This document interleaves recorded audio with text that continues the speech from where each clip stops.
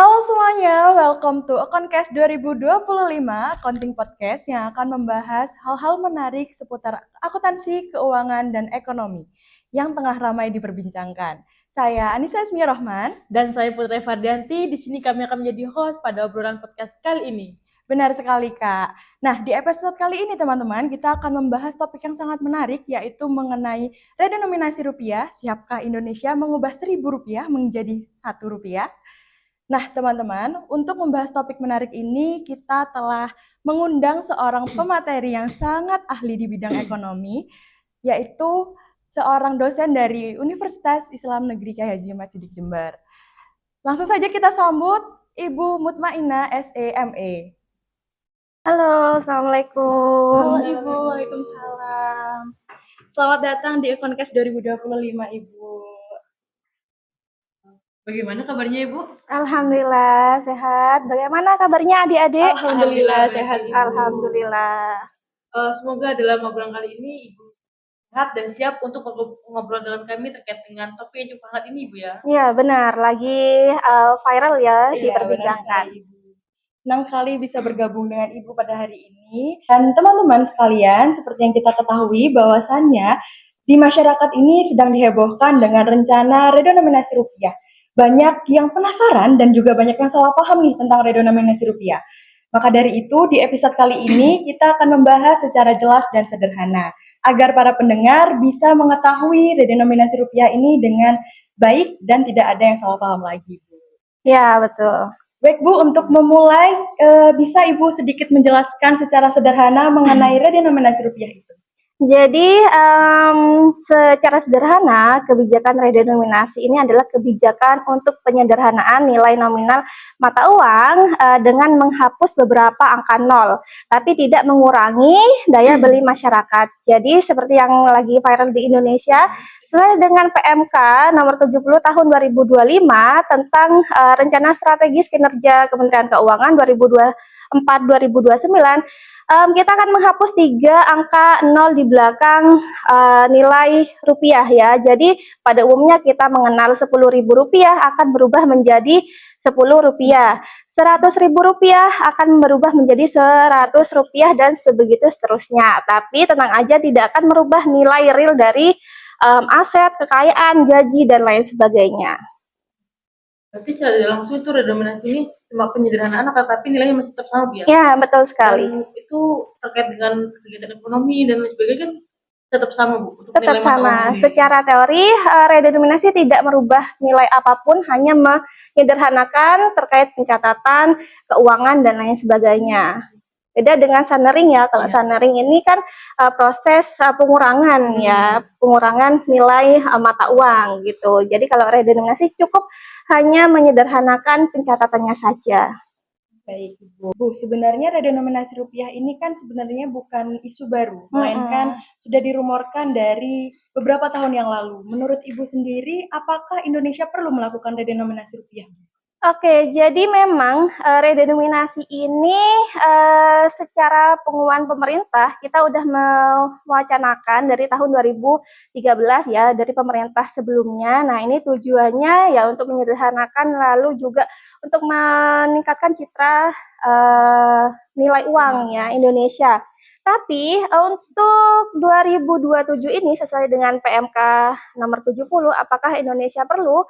Sesuai dengan apa yang dituangkan di PMK, itu tujuannya untuk menyederhanakan sistem pencatatan keuangan, plus juga meningkatkan citra uang ya Indonesia, rupiah terhadap asing. Nah, ini saya rasa perlu ya untuk dilakukan redenominasi, tapi redenominasi ini bukan menjadi program utama dalam jangka pendek, karena memang waktunya yang membutuhkan waktu yang lama dan juga biaya yang tidak sedikit ya. Jadi untuk prioritas utama sebenarnya redenominasi bukan menjadi satu-satunya ya. Tapi kalau untuk jangka panjang, lalu juga manfaat atau keinginan yang dituangkan di PMK, itu saya kira perlu untuk melakukan redenominasi. Baik Ibu. Kemudian jika redenominasi ini berhasil disahkan, kira-kira butuh berapa lama Indonesia sendiri menyesuaikan kondisi dengan redenominasi? Baik ya, secara teori tidak ada patokan waktu yang baku ya untuk penyesuaian redenominasi, tapi mengaca pada negara yang telah menerapkan dan sukses ya seperti Turki dan Rumania, mereka membutuhkan waktu sekitar 5 sampai 10 tahun ya dari proses perencanaan, sosialisasi, penerapan double pricing ya, dua harga ganda gitu ya, penyesuaian uang lama menjadi uang baru. Nah, ini memerlukan waktu kira-kira 5 sampai 10 tahun ya. Kalau kita sekarang lagi di 2025 dan akan direncanakan 2027, kira-kira kita akan bisa menyesuaikan semuanya secara matang itu mungkin 2040 ya kali. Ya, seperti itu. Ibu sebagai seseorang yang mempelajari di bidang ekonomi ini, bagaimana sih Bu kesiapan ekonomi Indonesia saat ini untuk menjalankan redenominasi rupiah?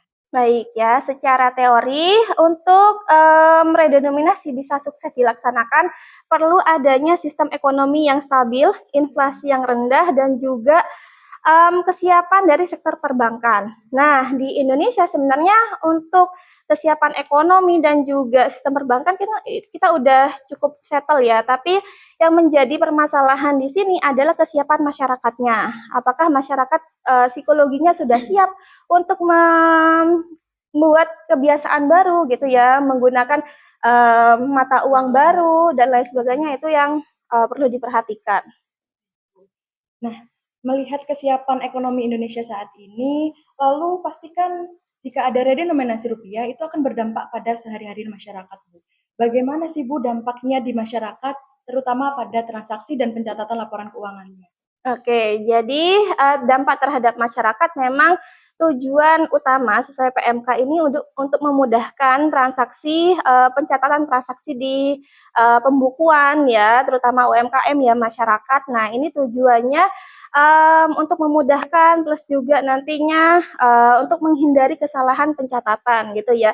Pasti ketika nanti aplikasi di masyarakat pasti ada perubahan ya, baik itu psikis masyarakat, apalagi masyarakat yang memang aktif melaksanakan transaksi secara tunai gitu ya. Kalau dari masyarakat yang sudah terbiasa dengan yang kita tahu bahwa di misalnya restoran kita udah terbiasa dengan nominal 10K misalnya seperti itu ya, 100K dan lain sebagainya, itu mungkin akan terbiasa. Tapi yang perlu kita perhatikan adalah masyarakat yang memang menggunakan sistem transaksi tunai. Nah, ini kan juga pasti mereka akan mengalami perubahan kebiasaan ya, dan takutnya kalau mereka tidak mendapat edukasi yang baik, tidak mendapatkan pendampingan yang ketat, pendampingan perubahan dua harga, lalu juga ada pengawasan pembulatan yang ketat, itu saya yakin akan menjadi risiko inflasi persepsi. Nah, itu bukan malah untung, malah jadi masalah lagi ya untuk Indonesia. Kemudian barusan kita bahas mengenai dampak yang terjadi di masyarakat, Bu. Tapi kan redenominasi rupiah ini akan berdampak pada segala sektor, terutama pada sistem akuntansi dan juga pelaporan keuangan di sektor publik dan pemerintah. Apakah dampak yang akan terjadi di sektor akuntansi dan sektor publik ini akan sama dengan dampak yang terjadi di masyarakat, Bu? Baik ya, jadi salah satu sektor yang rencananya atau secara teori dapat diuntungkan dari redenominasi ini memang adalah sektor sistem akuntansi, pencatatan keuangan, juga baik itu pemerintah ataupun sektor publik. Nah, itu memang mereka akan menjadi pihak yang secara teori akan diuntungkan ya, karena untuk menghindari kesalahan pencatatan dengan nominal yang panjang lalu menjadi sederhana, itu kan memang akan berdampak positif ya secara teori kepada pelaku sistem akuntansi seperti itu ya, baik itu sektor publik ataupun pemerintah. Nah, apakah berbeda dengan masyarakat? Saya yakin yang paling diuntungkan di sini adalah sektor akuntansi memang ya, tapi saya yakin dampaknya ya jika dilaksanakan dengan perencanaan yang matang, dengan sistem yang sudah settle, saya yakin semuanya akan mendapatkan dampak yang positif secara seimbang gitu ya, baik masyarakat ataupun sektor akuntansi. Tadi kan Ibu juga sudah menyinggung terkait dengan jika redenominasi diterapkan ke sektor pemerintahan maupun publik, itu kan memudahkan mereka untuk penyederhanaan gitu ya. Misal saya anggap saya seorang akuntan, tapi saya belum terbiasa dengan sistem itu, Bu. Saya anggap saya masih awam juga. Nah, itu bagaimana cara menyesuaikannya Ibu? Terkait kan itu kan juga terkait dengan penerapannya, implementasi redenominasi kan ada beberapa tahap Bu. Bukan hanya kita menerapkan aja sekali langsung jalan, tetapi ada tahap-tahapannya Bu. Mungkin bisa dijelaskan secara sederhana Bu, tahap-tahap penerapannya untuk redenominasi seperti apa? Baik ya, jadi memang redenominasi ini tidak serta-merta ya bisa kita terapkan 1 tahun udah jalan semuanya langsung ganti jadi 100.000 menjadi 100 rupiah dan lain sebagainya ya, memerlukan beberapa tahapan supaya proyek ini atau kebijakan ini bisa berjalan secara maksimal ya.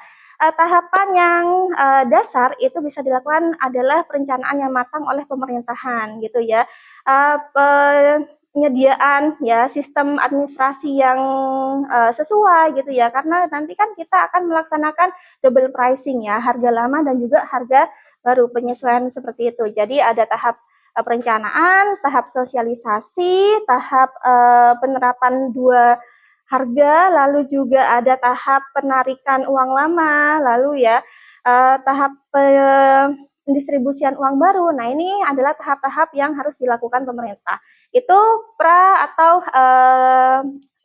sebelum dilaksanakan redenominasi. Tapi ketika sedang pelaksanaannya, pastinya pemerintah harus menerapkan kebijakan ketat gitu ya terhadap pengawasan penerapan dual pricing ya seperti itu, lalu juga sanksi bagi masyarakat yang melakukan pembulatan secara tidak wajar. Kan nantinya pasti akan ada nih pembulatannya dari misalnya kalau kita terbiasa dengan istilah sale 9.999 rupiah. Nah, itu kan pasti akan memerlukan pembulatan ya. Pembulatan yang tidak wajar itu pemerintah harus awasi dengan ketat dan bahkan diberi sanksi yang tegas untuk menghindari apa? Ada oknum-oknum yang nantinya akan merusak tatanan redenominasi untuk menghindari inflasi persepsi tersebut juga. Baik Bu, nah kalau menurut Ibu sendiri, kira-kira strategi apa nih yang bisa diterapkan oleh pemerintah dan Bank Indonesia sendiri untuk melakukan sosialisasi kepada masyarakat agar masyarakat bisa memahami secara rinci tentang redenominasi ini, Bu? Oke, jadi memang suatu kebijakan itu bisa terlaksana dengan baik apabila sudah direncanakan secara matang. Ya, jadi strategi yang bisa dilakukan oleh pemerintah atau Bank Indonesia sebelum mereka melaksanakan redenominasi, menerapkan ya, mereka harus membuat perencanaan yang matang terlebih dahulu gitu ya.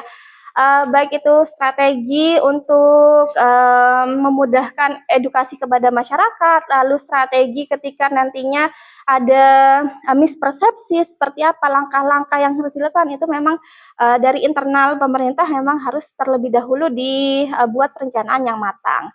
Baru nanti setelah perencanaan udah selesai, yang langkah pertama yang wajib dilakukan pemerintah adalah edukasi masyarakat ya. Jadi kita tahu bahwa Indonesia memiliki latar belakang pendidikan yang beragam gitu ya. Jadi untuk menyamakan persepsi harus dilakukan edukasi secara masif dan juga berkelanjutan supaya ya tadi menghindari inflasi persepsi gitu ya. Plus juga pemerintah harusnya nanti ketika menerapkan sistem dual pricing gitu ya, memberikan edukasi kepada masyarakat gitu, lalu menggait ya tokoh-tokoh masyarakat agar supaya lebih mudah dipahami oleh masyarakat yang memang aktif melakukan transaksi secara tunai, apalagi masyarakat yang rentan gitu ya. Itu juga sangat perlu dilakukan pendampingan, pengawasan dan juga evaluasi dari pemerintah. Apakah memang kita siap ya ketika nanti udah redenominasi, siap merealisasikan ya redenominasi atau perlu ada penyesuaian lanjutan. Baik, Bu. Nah, kemudian seperti yang Ibu sampaikan tadi, bahwasanya redenominasi ini kan memerlukan biaya dan waktu yang cukup lama.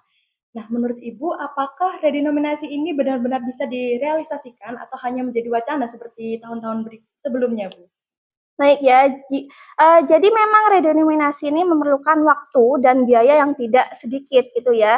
Ada waktu untuk sosialisasi, ada waktu untuk persiapan redenominasi, ataupun juga biaya ya, biaya penyesuaian sistem akuntansi, biaya untuk penerapan dual pricing, biaya sosialisasi, dan lain sebagainya. Apakah nantinya redenominasi ini menjadi wacana kembali seperti tahun 2013? Saya yakin ya jika melihat kinerja pemerintah yang sekarang ya, apalagi ini sudah tertuang di dalam PMK nomor 70 2025 tadi, itu saya yakin untuk redenominasi tahun 2027 ini bukan hanya menjadi wacana, bisa saja terrealisasikan dengan baik gitu ya, apalagi jika didukung oleh berbagai pihak, baik itu dari pemerintah dalam manajemen moneternya, fiskalnya, anggarannya, dan juga didukung oleh masyarakat ya. Masyarakat sekarang kita juga udah tahu sudah banyak yang lebih aware terhadap finansial ya. Saya yakin juga jika didukung oleh masyarakat yang tambah ya edukasinya, saya yakin bukan hanya menjadi wacana, tapi nantinya akan menjadi realisasi yang bisa yang nyata, yang bisa membantu ekonomi Indonesia lebih baik. Kemudian Bu, dalam melakukan redenominasi ini kan pasti terdapat tantangan-tantangan yang akan dialami oleh Indonesia sendiri. Nah, kira-kira apa saja tantangan yang akan dialami dan bagaimana sih Bu strategi Kementerian Keuangan dalam menghadapi tantangan tersebut? Baik ya, dari sektor ekonomi ya, jadi tantangan redenominasi dari sektor ekonomi ini terletak pada anggaran ya atau biaya gitu ya. Jadi strategi dari sektor ekonomi ini memang pemerintah harus benar-benar merencanakan secara matang, baik itu anggaran, baik itu nanti aplikasinya seperti apa. Karena memang redenominasi ini bukan proyek yang instan gitu ya, memerlukan waktu dan juga persiapan yang matang, dan ini juga merupakan cita-cita jangka panjang. Jadi ada hal-hal lain yang memang harus menjadi prioritas utama ya, permasalahan ekonomi yang menjadi prioritas utama, bukan hanya redenominasi, sehingga perencanaan anggaran itu memang harus dipersiapkan secara matang. Dari segi sosial masyarakat gitu ya, psikis masyarakat. Nah, strategi yang bisa dilakukan pemerintah ini salah satunya adalah edukasi ya, edukasi yang masif dan berkelanjutan itu menjadi salah satu kunci supaya redenominasi ini memang benar-benar terrealisasi dengan baik gitu ya. Selain edukasi ya, tadi penetapan dual pricing yang memang harus diperhatikan, terus juga adanya kebijakan jika ada masyarakat yang melakukan pembulatan tidak wajar, pendampingan UMKM setelah redenominasi itu perlu dilakukan oleh pemerintah gitu ya. Tapi bukan hanya tugas pemerintah nih buat ekonomi Indonesia lebih baik, tapi segenap masyarakat Indonesia juga harus mendukung apa yang telah dicanangkan pemerintah, kan tujuannya pasti saya yakin untuk kemajuan Indonesia. Baik Bu, terima kasih atas penjelasannya. Tadi sebelumnya juga ini kami juga membuka beberapa question Bu dari beberapa penanya, dan responnya sangat luar biasa Bu. Jadi sangat banyak banget para audiens itu menanyakan tentang topik yang akan kita bahas ini, yaitu tentang redenominasi. Mungkin dari beberapa pertanyaan tadi itu bisa kita ambil 3 atau 4 pertanyaan saja Bu ya. Baik Bu, di pertanyaan pertama ini ada terkait dengan jika terjadi redenominasi rupiah, apakah saldo rekening itu berubah atau tetap Ibu? Oke, jadi redenominasi kan memang untuk penyederhanaan sistem keuangan ya. Jadi otomatis ketika nantinya kita memang final nih redenominasi tahun 2027 atau tahun 2000 berapapun, pasti akan ada penyesuaian, apalagi di saldo rekening kita. Tapi nggak usah khawatir ya Mbak Eva dan juga pemirsa gitu ya, karena memang ini akan dilaksanakan secara serentak gitu ya, satu Indonesia, dan tentunya ini tidak akan mengurangi nilai real dari kekayaan, nilai real dari gaji, pendapatan, dan lain sebagainya dari masyarakat ya. Jadi nggak usah khawatir ketika nanti redenominasi ini terlaksana, kekayaan kita menyusut gitu ya, karena memang tujuannya hanya untuk memudahkan pencatatan saja. Tadi juga sudah menyinggung terkait dengan redenominasi juga memudahkan para lebih ke mencolok ke pemerintahan Bu ya. Kalau kita lihat di sini untuk pertumbuhan ekonomi sendiri, redenominasi seperti apa Bu? Jika diterapkan benar-benar diterapkan di Indonesia. Baik, jika memang nanti cita-cita yang ada di PMK itu meningkatkan citra nilai rupiah terhadap mata uang asing, saya yakin nanti perubahan di ekonomi juga akan membaik gitu ya. Tapi itu juga ada harus digarisbesarkan ya, digarisbawahi bahwa memang kebijakan ini ada dua kemungkinan ya. Kalau kemungkinan berhasil ya otomatis ekonomi Indonesia akan menjadi lebih baik, efisiensi pencatatan juga kemudahan transaksi masyarakat itu akan lebih baik meningkat. Tapi minusnya ya ketika redenominasi ini gagal, maka akan terjadi inflasi persepsi ya.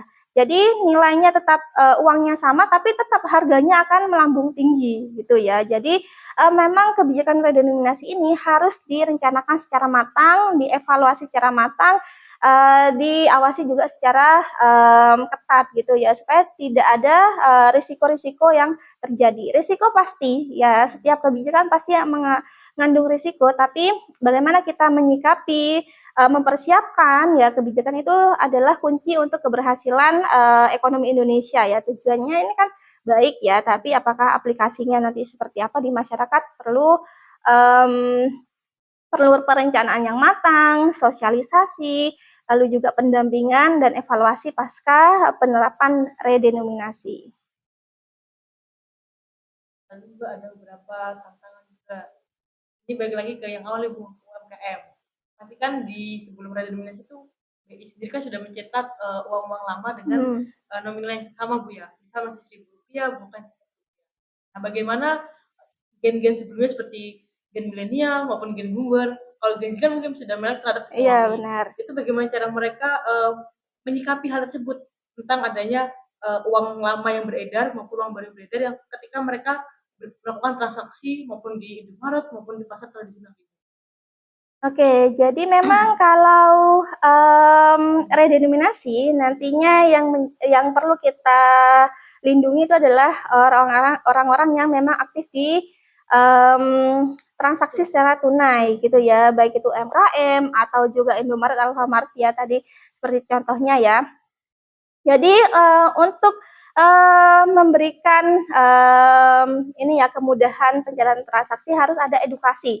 Lagi-lagi harus ada edukasi yang masif dan juga berkelanjutan, lalu juga ada sosialisasi. Nah, ini juga yang paling penting nanti kita akan menerapkan dual pricing ya, sistem ganda harga ganda ya. Tujuannya ya tadi untuk membiasakan kita untuk nantinya redenominasi secara final gitu ya. Jadi misalnya 100 ribu rupiah, harga sampingnya adalah 100 rupiah seperti itu ya. Plus juga ini harus ada pengawasan yang ketat gitu ya, pengawasan yang ketat supaya apa tidak ada kecurangan-kecurangan yang dilakukan oleh beberapa oknum ya. Lagi-lagi untuk menghindari invasi persepsi gitu ya. Plus juga nantinya di rak-rak ya atau di pajangan itu harus tertera harga yang jelas gitu ya, harga sebelum redenominasi dan juga harga redenominasinya seperti apa ya. Penetapan harga yang jelas itu dibutuhkan agar untuk menghindari kebingungan ya di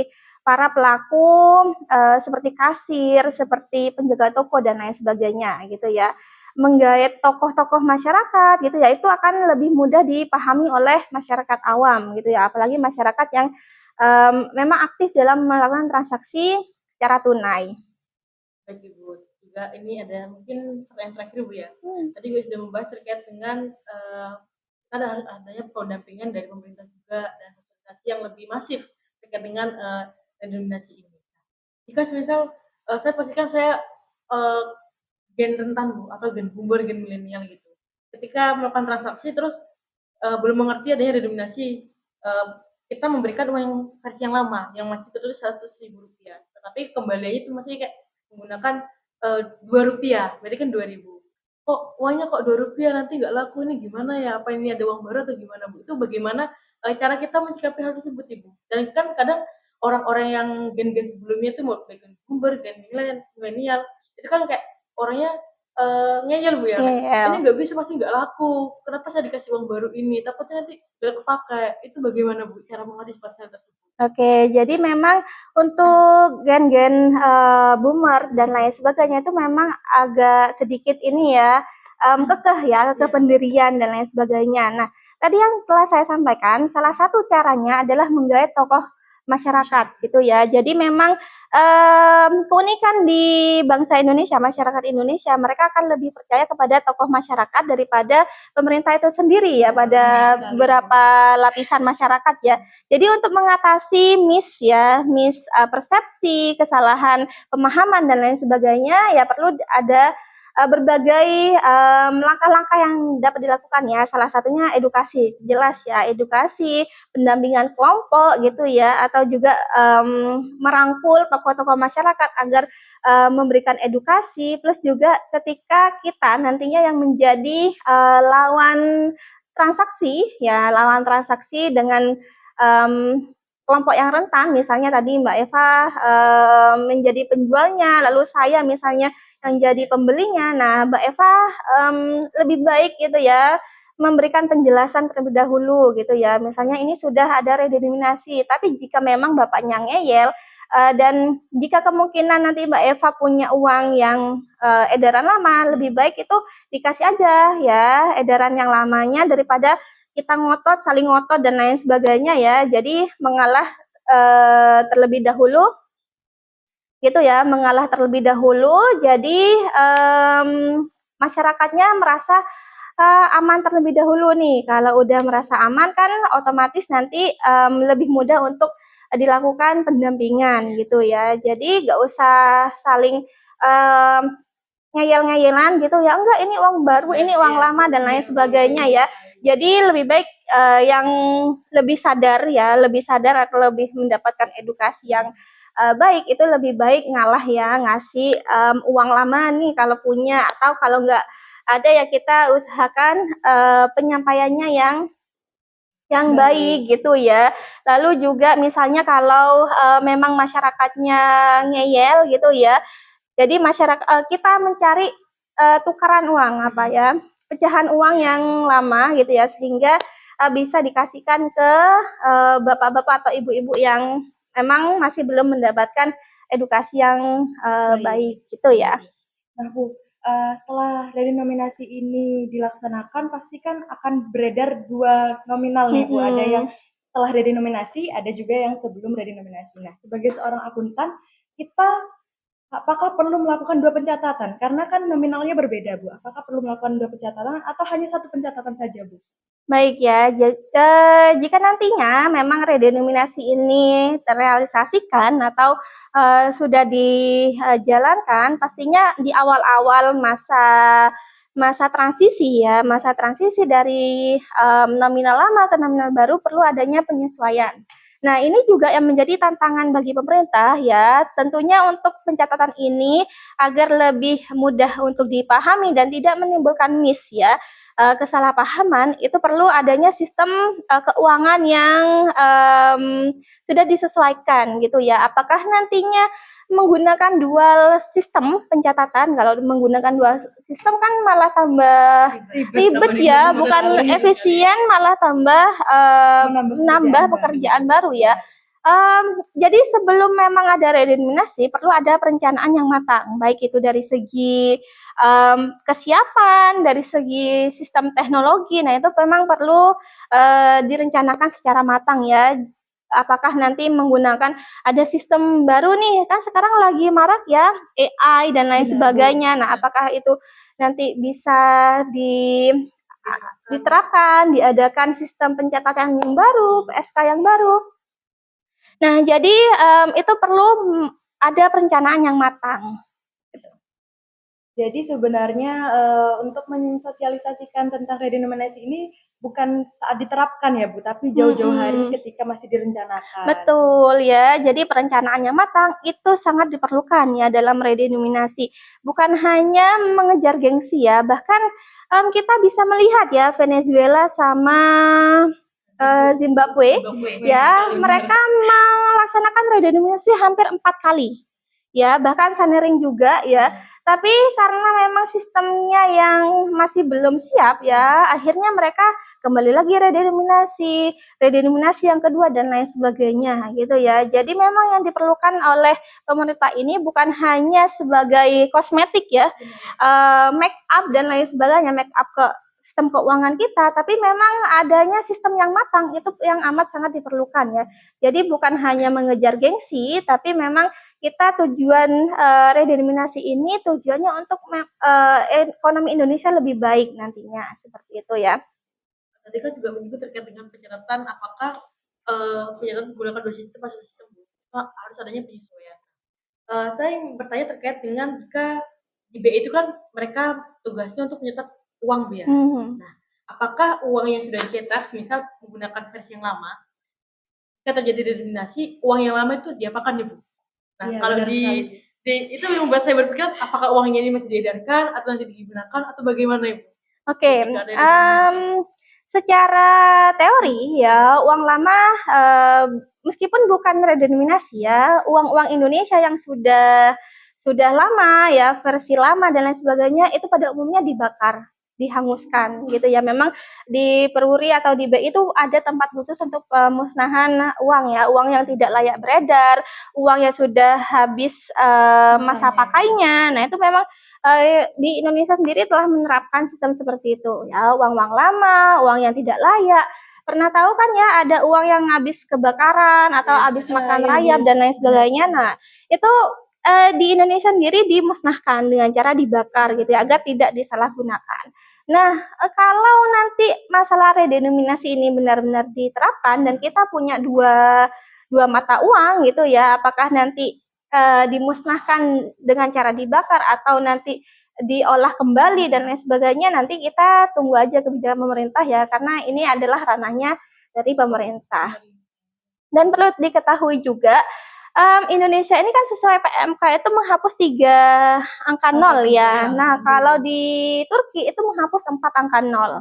Gitu ya. Jadi untuk penghapusan angka nol ini memang ini ya disesuaikan dengan kebijakan negara masing-masing gitu ya. Jadi Indonesia dengan kebijakan menghapus 3 angka nol itu memang lalu diganti dengan K ya, kalau yang Gen Z sekarang gitu ya, di kafe, di restoran dan lain sebagainya itu memang menghapus 3 angka nol ya, 100.000 jadi 100K. Nah, itu memang di Indonesia mungkin karena kita sudah terbiasa seperti itu ya, jadi pemerintah menyesuaikan untuk menghapus 3 angka nol, bukan 4, bukan 2 dan lain sebagainya. Nah, karena Indonesia sendiri sudah terbiasa ya Bu dengan seperti tadi 10K, 1K, seperti itu berarti sebenarnya untuk mensosialisasikan redenominasi ini tidak terlalu susah ya Bu, karena kan sudah terbiasa dengan hal tersebut, hanya merubah nominal di uangnya saja ya Bu. Jadi Bu, terkait dengan kan kemarin tuh sempat isu terkait dengan IHSG, Bu, ya. Di mana ketika IHSG anjlok, kita juga mata uang juga anjlok. Iya, Bahkan benar. turun sampai berapa rupiah, drastis Benar. banget dari tahun sebelumnya. Nah, apa jika redenominasi dilakukan, apakah nilai rupiah ini bisa melemah atau nanti kemungkinan tinggi, Bu? Menurut Ibu sendiri sebagai pakar ekonomi, pandangannya seperti apa, Ibu? Nah, secara teori harusnya redenominasi ini tidak merubah nilai apapun ya, karena kita hanya merubah sistem pencatatannya saja, tapi dari sektor kekayaan masyarakat, kekayaan negara, hutang negara pun itu tetap sama, gitu ya. Tapi nanti ada 2 kemungkinan. Kalau misalnya redenominasi ini sukses dilaksanakan, ya ekonomi Indonesia dengan sugesti bahwa sudah sedikit nih angkanya, uangnya dan lain sebagainya, itu akan meningkatkan sektor ekonomi kita ya, kegiatan ekonomi akan bertambah. Tapi jika nantinya gagal ya bukan harapan kita ya, tapi kita perlu antisipasi supaya tidak mengalami kegagalan, inflasi, persepsi masyarakat dan lain sebagainya. Ya kalau masyarakatnya malah melihat momen ini untuk meraih keuntungan secara tidak wajar, itu malah nantinya membuat IHSG-nya tambah anjlok lagi, bahkan rupiah kita melemah di mata uang asing dan lain sebagainya ya. Jadi memang perlu adanya kesadaran juga dari masyarakat, jangan sampai momen redenominasi ini menjadi bumerang ya bagi Indonesia gitu ya. Masyarakatnya perlu mendapat edukasi, jangan sampai melakukan kecurangan-kecurangan yang malah nantinya merugikan gitu ya. Makanya tadi perlu adanya pengawasan yang ketat pasca penetapan harga baru ya, harga lama, harga baru. Sama tadi juga pembulatan, memang harus ada sanksi yang tegas supaya masyarakat tidak berani untuk melakukan pembulatan yang tidak wajar. Ya, jadi kan nih kalau kalian tahu kalau di misalnya mobile banking gitu ya, saldonya 190.087 rupiah. Nah, itu kan pastinya nanti ada penyesuaian, pembulatan gitu ya. Nah, pembulatan yang tidak wajar itu memang harus ada sanksi tegas supaya semua lapisan masyarakat merasa terlindungi ya. Jangan sampai nih lembaga perbankan ya yang memegang penuh kendali keuangan Indonesia malah melaksanakan kebijakan-kebijakan atau pengambilan keputusan yang merugikan masyarakat seperti itu ya. Tadi juga sempat menyinggung terkait ada beberapa negara yang beberapa kali meredenominasi terhadap nilai mata uang sendiri. Sebenarnya kenapa negara itu harus atau ingin melakukan redenominasi mata uang itu? Kenapa dilakukan dan jika dilakukan terus adanya revisi itu kenapa? Itu sebenarnya buat saya. Jadi tujuan redenominasi memang untuk menyederhanakan pencatatan keuangan gitu ya, tanpa merubah daya beli masyarakat gitu ya, tanpa merubah kekayaan, aset dan lain sebagainya. Nah, redenominasi tadi diperlukan untuk menyederhanakan pencatatan plus juga menambah citra ya. Itu secara teori memang sudah tergambar jelas bahwa tujuannya untuk meningkatkan citra mata uang gitu. Tapi, redenominasi bisa sukses apabila didukung oleh sistem ekonomi yang stabil, inflasi yang terkendali, dan juga sistem perbankan yang kuat. Nah, melihat contoh ya, seperti di Turki, di Rumania yang memang sudah berhasil, nah itu mereka menerapkan redenominasi memang tujuannya untuk penyederhanaan pencatatan ya, plus juga ingin meningkatkan citra uangnya gitu ya. Tapi jika kita melihat pada Turki dan Venezuela dan juga Zimbabwe yang melakukan beberapa kali revisi redenominasi, nah mereka kenapa bisa gagal? Salah satu penyebabnya adalah karena sistem ekonominya mereka yang masih memang belum stabil. Lalu juga inflasinya yang memang kita tahu tinggi ya, Venezuela dan juga Zimbabwe, lalu juga karena sistem perbankannya yang memang tidak kuat gitu ya. Jadi mereka kan tujuannya redenominasi untuk mempercantik ya tampilan dan lain sebagainya gitu ya. Nah, kalau kita mengaca pada Zimbabwe sama Venezuela, mereka menganggap bahwa redenominasi ini bisa menekan inflasi. Jelas kan ya? Jadi cita-cita mereka ya udah Venezuela sama Zimbabwe ini redenominasi tujuannya untuk membuat psikologi masyarakat udah kembali normal ya seperti harga sebelumnya gitu ya. Bahkan mereka menghapus beberapa angka nol bukan hanya 3 atau 4 gitu ya.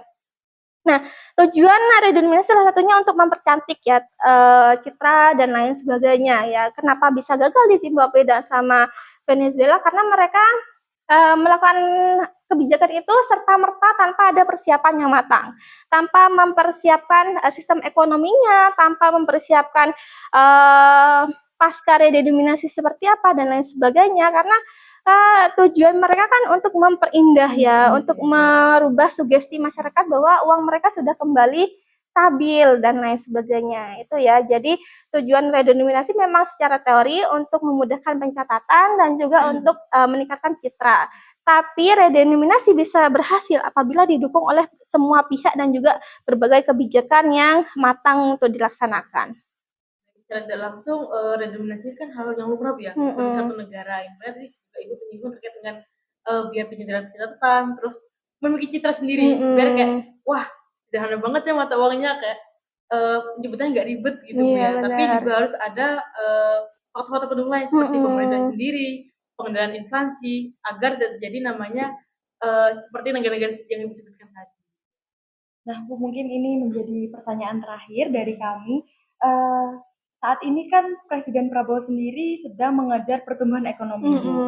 Rencananya akan ada sampai tahun 2029 pertumbuhan ekonomi diperkirakan naik sampai 8%. Nah, kira-kira prioritas utama pemerintah itu yang mana dulu, Bu? Pertumbuhan ekonomi atau redenominasi terlebih dahulu? Ya, tadi yang telah saya sampaikan bahwa redenominasi ini bukan menjadi hal prioritas jangka pendek gitu ya. Kita melaksanakan redenominasi ini secara bertahap ya dengan sistemnya yang persiapan yang sudah matang dan lain sebagainya. Tadi pun saya juga menyinggung bahwa ada beberapa permasalahan ekonomi yang memang harus didahulukan gitu ya. Jadi apakah pemerintah ini lebih baik mendahulukan pertumbuhan ekonomi atau redenominasi, ini saya pikir lebih baik kita mengatasi masalah yang vital terlebih dahulu ya, seperti misalnya yang kita tahu sekarang lagi ada bencana ya yang memang perlu mendapatkan penanganan yang serius, plus juga ada permasalahan ekonomi ya, peningkatan daya beli masyarakat, pengangguran, kemiskinan dan lain sebagainya, itu memang yang perlu didahulukan ya. Kalau masalah redenominasi bisa menyesuaikan gitu ya, apalagi yang kita tahu bahwa ini kan hanya untuk menambah citra keuangan kita.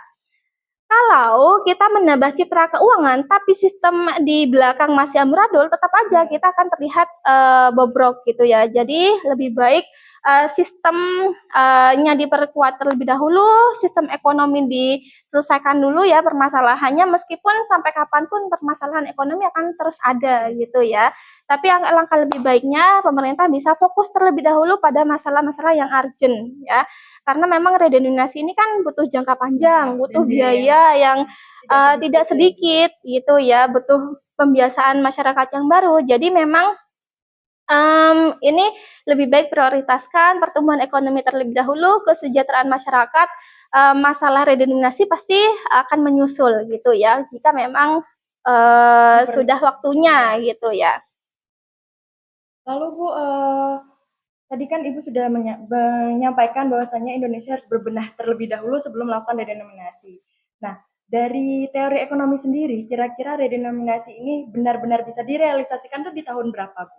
Oke ya, tadi yang telah saya sampaikan bahwa tidak ada patokan resmi ini ya kapan redenominasi bisa terrealisasikan atau kita sudah terbiasa dengan redenominasi gitu ya. Kalau melihat dari sejarahnya ya, minimal kita akan siap gitu ya dengan redenominasi startnya jika tidak sesuai sama rencana, maka kita akan melaksanakan tahun 2027. Tapi itu pun juga masih menjadi rencana gitu ya, bisa saja berubah ya, bisa saja molor atau bisa saja maju gitu ya. Kalau maju berarti nanti kita redenominasi bisa selesai tahun 2035 dan lain sebagainya ya, tidak sampai 2040 gitu ya. Tapi kembali lagi ya, untuk redenominasi ini atau semua kebijakan itu bisa berhasil apabila didukung dari faktor internal dan eksternal ya. Indonesia contohnya misalnya udah ada wacana dari 2013. Kenapa sampai sekarang masih belum masih menjadi wacana, belum terrealisasikan? Karena memang dari internal kita yang belum siap, plus dari kondisi eksternal ya, politik internasional yang memang masih belum stabil ya, adanya perang dunia, adanya perang dagang, itu yang membuat kita masih maju mundur nih buat redenominasi. Apakah nanti 2027 memang sesuai, terlaksana sesuai PMK Kementerian Keuangan? Nah, itu juga masih menjadi misteri ya. Kapanpun kebijakan apapun di Indonesia pasti nantinya akan membutuhkan pertimbangan yang matang, sehingga tidak serta-merta 2027 sesuai rencana harus terlaksana tanpa melihat fenomena masyarakat. Nah, itu kan juga akan menjadi bumerang ya, malah menjadi sumber masalah baru nih gitu ya.